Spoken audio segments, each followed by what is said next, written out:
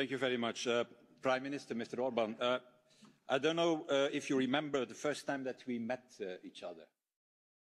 I'm waiting for the translation now. In that hotel in Budapest, that was in December 1989. Don't remember me the name, but I remember your meeting because, first of all, I had a meeting with SDSZ, the old Liberal Party, and then I asked you, as the leader of Fidesz, why you are not with your mother party here in the meeting room. And you explained why you did it. And it was just a few months, I remember that, before the successful participation of Fidesz in the first free elections of Hungary. By the way, at that moment you were helped by George Soros. I remember that. And that with a program at that time that was more or less a little bit more progressive, I should say, than the program of the SDZ at that moment. I should say more social liberal, a little bit like Emmanuel Macron at that time. So I should say you were the Emmanuel Macron of Hungary in 1989. I don't think that Emmanuel Macron will be pleased with what I have said today. So I didn't say it in French, so I hope that it doesn't make a lot. But let's be honest. A lot changed since 1990 and since 1989 when we saw each other. You changed. You dumped your democratic principles. And in a certain way, you say it openly. I want to create not a liberal democracy, but I want to go to an illiberal state. And the list is long for the moment, what you have done. Harassing NGOs, chasing away critical media, building walls, your attempt also, your opinion to reinstate the death penalty in your country, even when it is not possible based on our treaties. And now you have decided to close down a university. And my request to you is, how far will you go? What is the next thing? Burning books or so?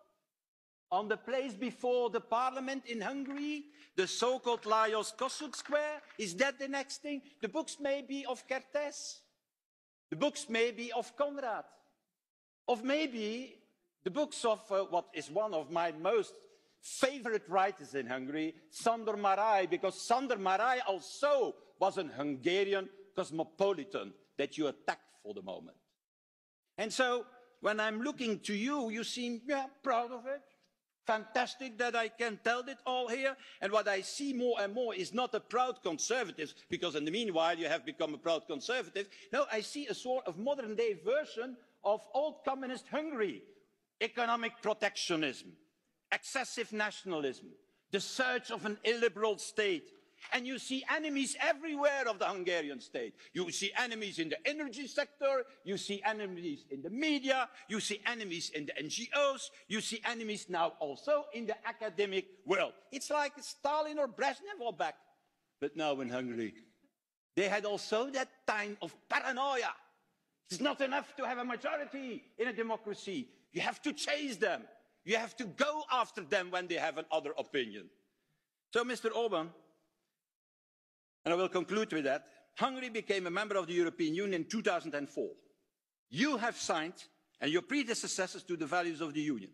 And all these principles, you know them very well, and even the left or the right in this House respect them. You have violated, in fact, every single of these principles now, in the different cases that have been mentioned by Mr. Timmermans.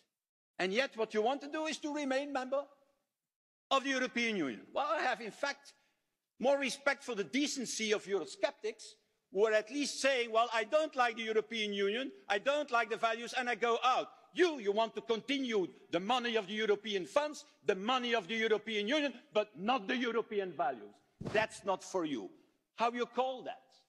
Not very courageous, I should say, and certainly not in line with the politician based on principles.